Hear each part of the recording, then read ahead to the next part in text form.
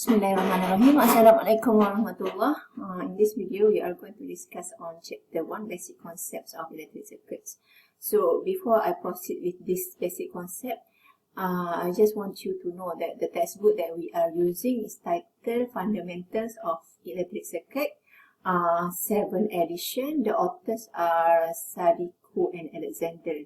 You can check the details on this textbook in the course outline, which I will upload in the Google Classroom later. And also regarding the assessment, we have not finalized what are the things will be covered for the assessment. But one thing for sure, you are going to have quiz and assignment. For midterm, it will be announced later, whereas for the case of final exam, it also will be announced later. So let's move forward to the things that will be discussed in chapter 1. That is discussed in chapter 1. Okay, these are the things that are being covered in this chapter.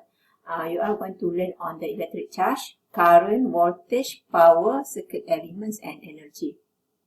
Okay, first for the case of electric charge, it is called as Q of T. It is the basic quantity in an electric circuit. It is defined as electrical property of the atomic particles of which matter consists, and bear in mind the unit for charge is in coulomb. Okay, the charge on one electron is negative. So bear in mind each atom is consists of electron, proton, and neutron. So for the case of one electron, the magnitude is negative 1.602 times 10 to the power of minus 19. So, coulomb. For one electron, there will be this amount of charge. Okay, what if you have 1 coulomb? How many electrons do you have? Okay, you can calculate this using this equation. Okay. Next, we move to current. It is also an important element in the electric circuit. It is the time rate of change of charge, and it is measured in ampere. So you have the current charge relationship, typo.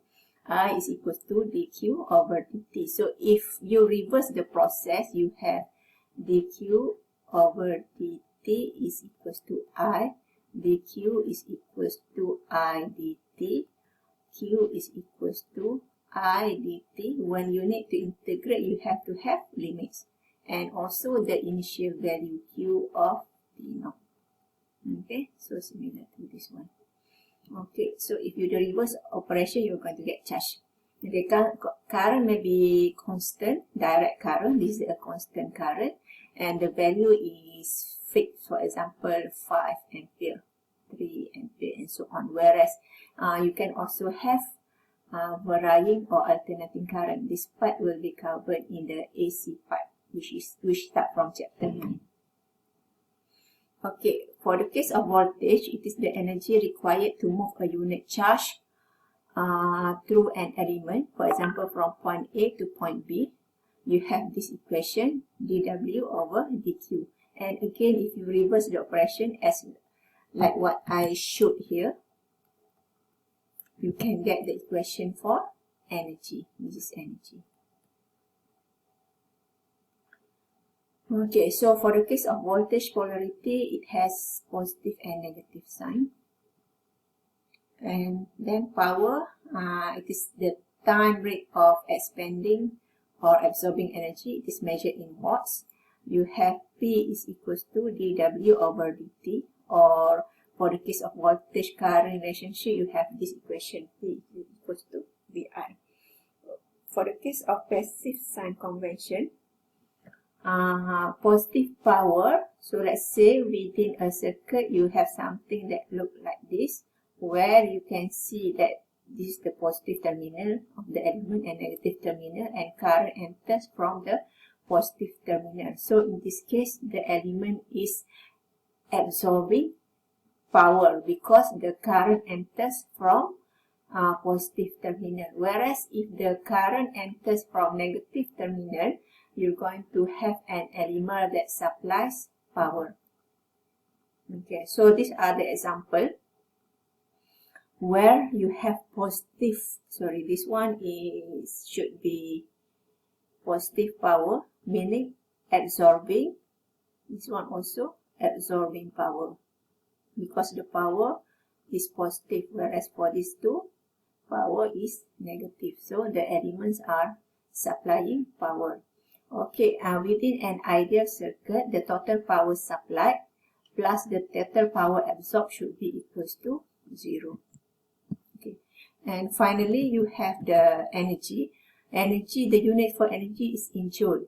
So from the equation here, you have energy equals to P dt, where W is equals to integration T naught T P dt, which is equals to this one.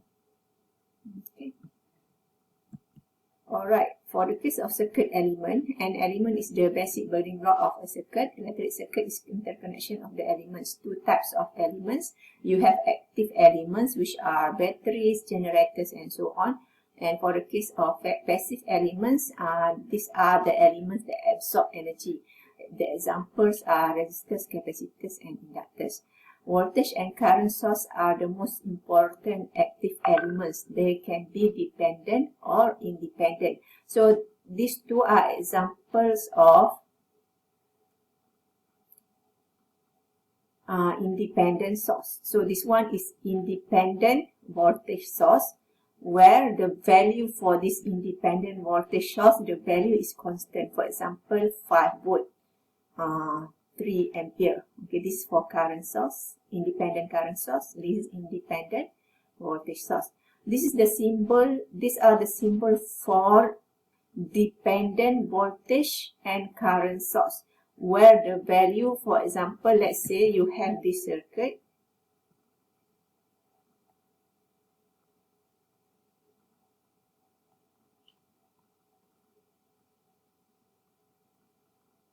Oops.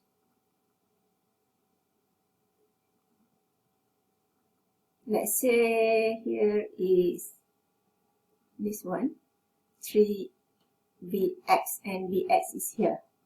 So the value for this dependent current source depends to this the voltage across this element, or I can also label this as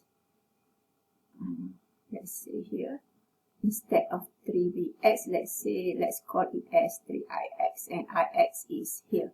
So for this case, this dependent current source depends to Ix. So even though you have here current source, but the value or the equation for this dependent current source depends to the variable here. So it can either depend on current or voltage.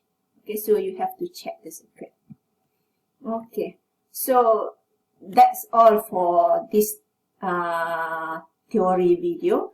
I'll share another video on how to solve examples on chapter 1 in the next video, inshallah. Thank you very much. Assalamualaikum.